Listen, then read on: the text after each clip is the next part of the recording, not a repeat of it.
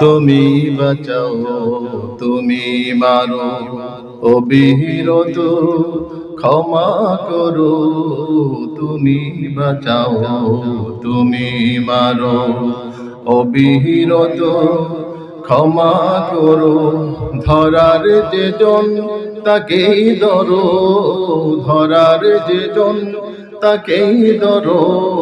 তোমার মুঠোয় সবে আল্লাহ সুবহানাল্লাহ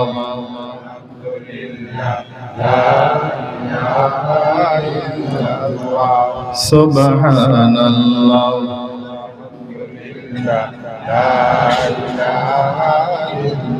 লা ইলাহা ইল্লাল্লাহ মুহাম্মাদুর রাসূলুল্লাহ